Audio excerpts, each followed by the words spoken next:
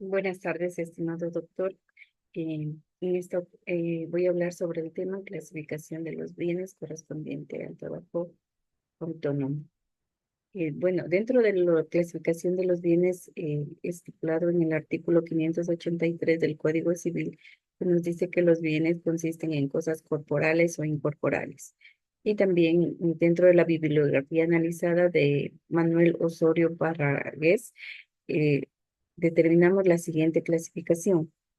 Los bienes corporales, ¿cuáles son?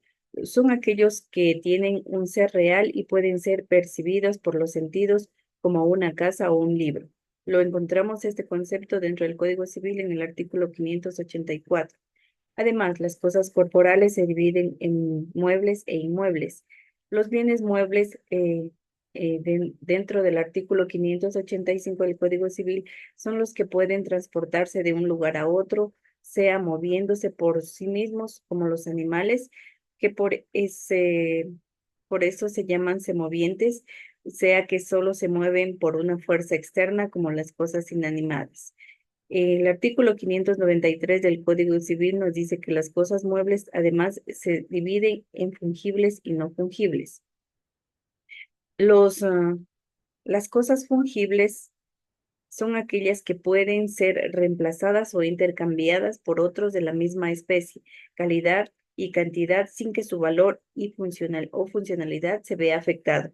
Esto significa que su individualidad no es relevante en términos jurídicos, ya que el bien específico no es importante, sino que se considera intercambiable.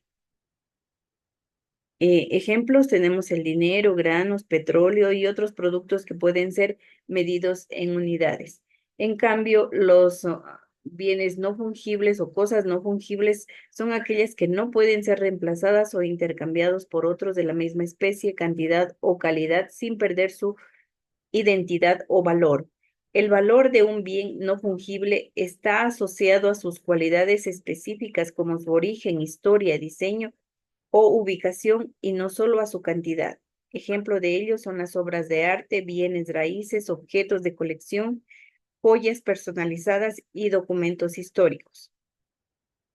En la clasificación de los bienes inmuebles, que lo encontramos en el artículo 586 del Código Civil, que nos dice que los bienes inmuebles son fincas o bienes raíces, son las cosas que no pueden transportarse de un lugar a otro, como las tierras y minas, las que y las que adhieren, están adheridas permanentemente a ellas, como son los edificios, los árboles, casas y heredades, se llaman predios o fondos. Los bienes inmuebles se clasifican por su naturaleza en terrenos, edificaciones permanentes, como casas, edificios, centros comerciales, industrias, etcétera. Los bienes inmuebles por destino son bienes que, aunque son muebles por su naturaleza, son considerados inmuebles debido a que su uso y vinculación con un inmueble. Ejemplo, un sistema de climatización instalado en un edificio o maquinaria fija en una fábrica. Los bienes inmuebles por incorporación son aquellos bienes que han sido incorporados a un inmueble de manera permanente y no pueden ser retirados sin causar daño al mismo. Ejemplo, un ascensor. Bienes inmuebles de dominio público son bienes que pertenecen al Estado y están destinados al uso público como parques, plazas y vías. Ejemplo, una carretera del Estado, carretera estatal. Los bienes inmuebles de dominio privado son bienes que pertenecen a personas naturales o jurídicas y que no están destinadas al uso público. Pueden ser comprados, vendidos o arrendados. Ejemplo, un local comercial que pertenece a una persona específica es propiedad privada. Y si hablamos en cambio de los bienes incorporales, el concepto que nos dice es que son las que consisten en meros derechos como los créditos y las servidumbres activas. Este concepto lo encontramos en el artículo 594, que además nos dice que las cosas incorporales son derechos reales o personales. Dentro de los derechos reales, establecidos en el artículo 595, que dice que el derecho real es el que tenemos sobre una cosa sin respecto a determinada persona. Son derechos reales el de dominio, el de herencia, los de usufructo, uso o habitación, los de servidumbres activas, el de prenda y el de hipoteca. De estos derechos nacen las acciones reales. Ejemplos de estas acciones o derechos reales tenemos en la categoría de propiedad, derecho de una persona a poseer, usar y disponer de una cosa como un terreno o un inmueble. El derecho de usufructo, derecho de usar y disfrutar de un bien ajeno sin ser el propietario como el usufructo de una casa o terreno. El derecho de servidumbre activa, derecho que tiene una propiedad sobre otra para un beneficio, como el derecho de paso. Y el derecho de hipoteca, derecho que otorga a un acreedor la posibilidad de ejecutar un bien en caso de incumplimiento de una deuda. Cuando hablamos de los derechos personales, son aquellos derechos personales o créditos, son los que solo pueden reclamarse de ciertas personas que por un hecho suyo o la sola disposición de la ley han contraído las obligaciones correlativas. De estos derechos nacen las acciones personales. Esto lo establece el artículo 596 del Código Civil. Ejemplo de estos derechos personales tenemos los siguientes. Crédito o préstamo es el derecho que tiene un acreedor a recibir una cantidad de dinero prestada a un deudor en un plazo determinado. En otro ejemplo es el arrendamiento. Derecho del arrendador a recibir el pago de una renta del arrendatario a cambio del uso de un inmueble. El derecho de compra-venta, derecho del vendedor a recibir el precio del bien vendido y del comprador a recibir el bien. Y obligaciones de servicio, derecho de una persona a exigir el cumplimiento de un servicio contratado como un servicio de construcción o de reparación. La clasificación de los bienes es bastante amplia y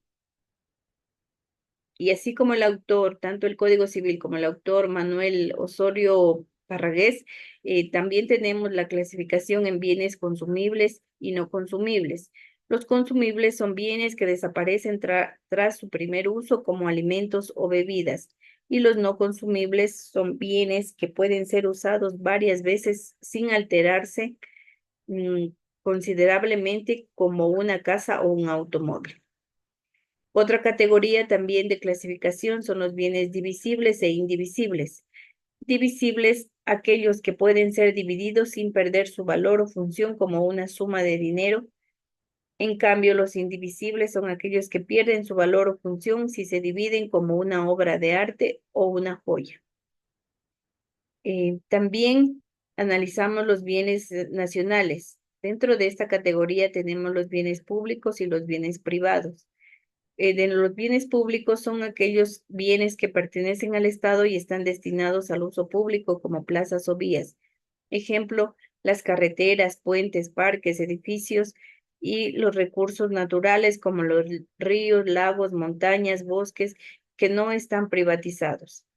Y dentro de los bienes privados, bienes nacionales privados, son aquellos bienes que pertenecen a personas naturales o jurídicas con derechos exclusivos de propiedad. Otra clasificación son los bienes individuales y colectivos.